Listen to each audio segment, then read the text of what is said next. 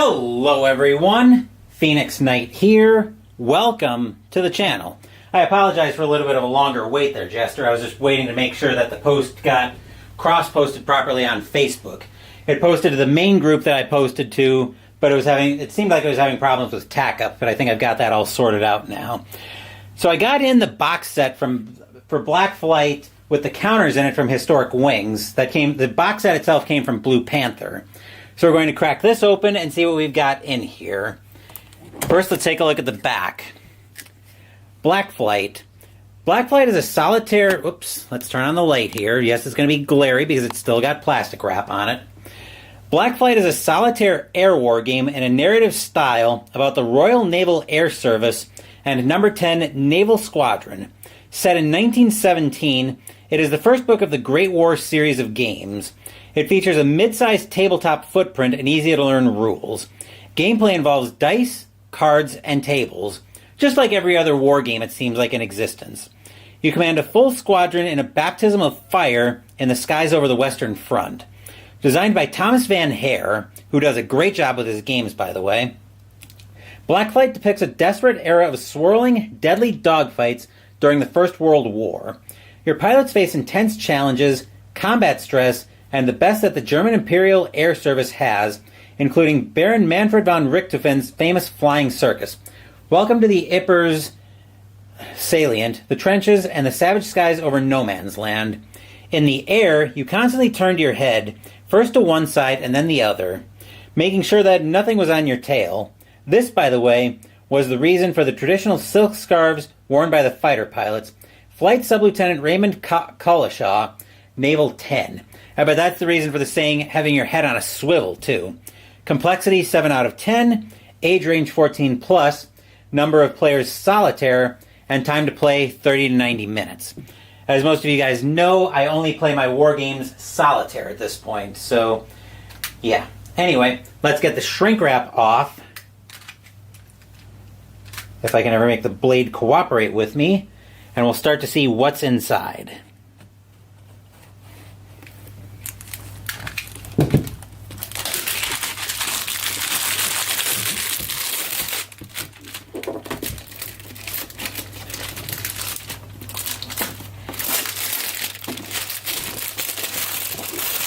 Okay.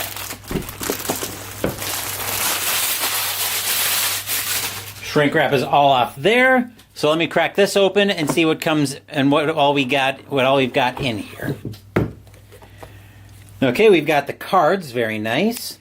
Looks like those are normal poker size. So we've got the vice cards, the trait cards, and the turn duration.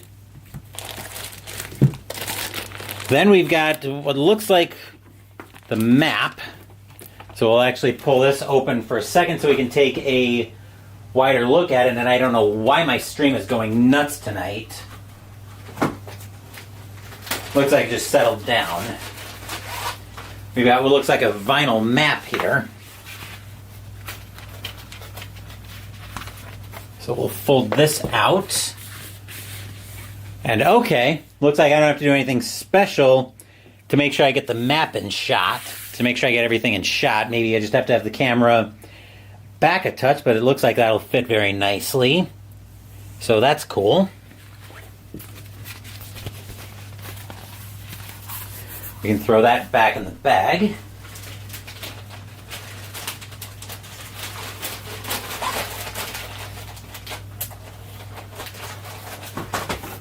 Then we'll bring the box back in shot. We're just going to do this. F it. Let's see, we've got the airplane inventory, which looks to be on dry erase. Which looks to be on dry erase, or not dry erase. Actually, is it dry erase? That I'm not completely sure I like, to be perfectly honest. Let me grab a dry erase marker here.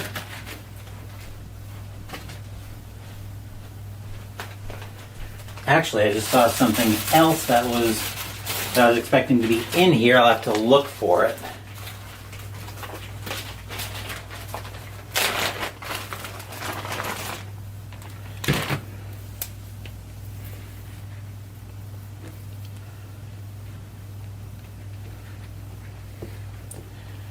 Okay, that is dry erase, and holy crap, that smell of that dry erase marker.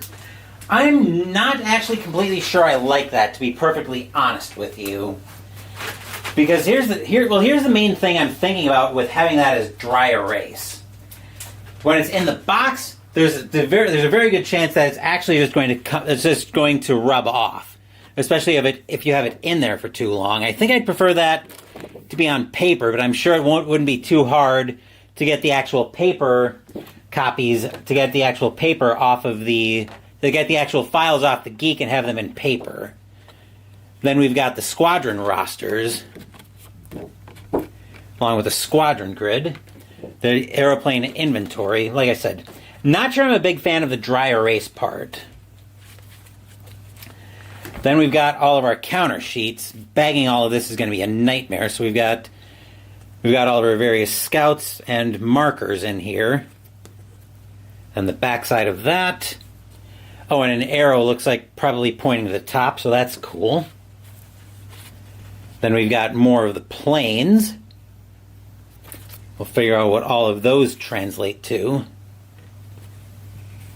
I'm trying to be careful with these because I know sometimes these sheets have a tendency to punch out. Okay, there's sheet C. Back of sheet B. Looks like we've got the French. Looks like we've got French and British planes on here. I saw German on sheet C. And sheet A. Most of the planes. Okay. Then we've got the daily operations track, which I really like this, especially with Mag 23 Guadalcanal. This I like I said, this I really like. Then we've got our pilot roster, flight roster as well.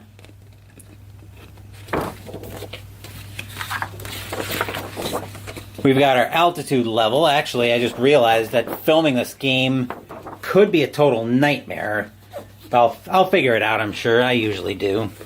Then we've got the Drogland Aerodrome map. Okay. Now, one thing that I was expecting to be in this order, and it wasn't, I may have to talk to Thomas about this, is I was expecting to see another copy of the deluxe rules and historical charts.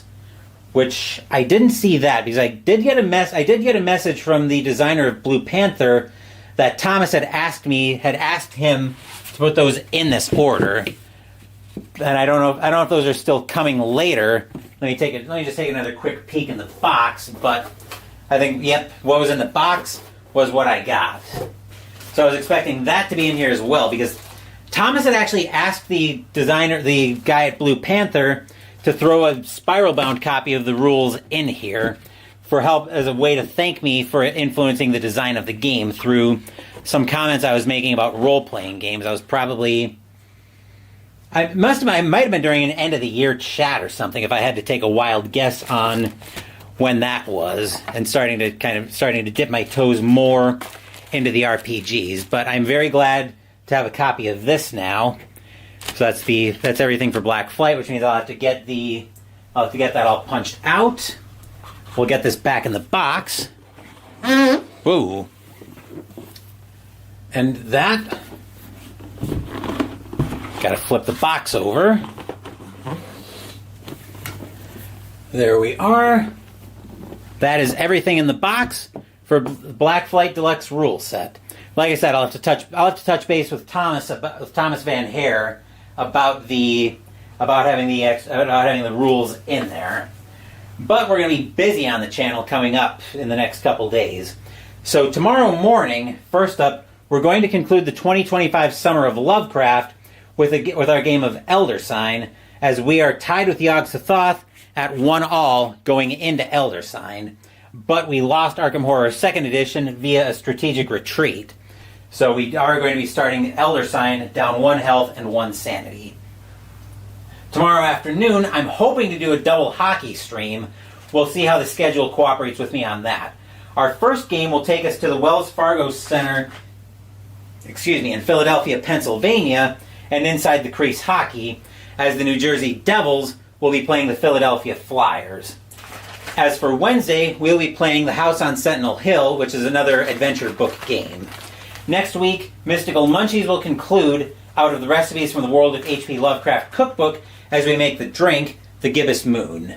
Thank you for watching the video. Please give the video a thumbs up and subscribe to the channel. Be sure to turn on notifications so you get my content. Be well, stay safe, take care of yourselves and your loved ones, and I'll be back with more videos in the future. Until then, take care, everyone.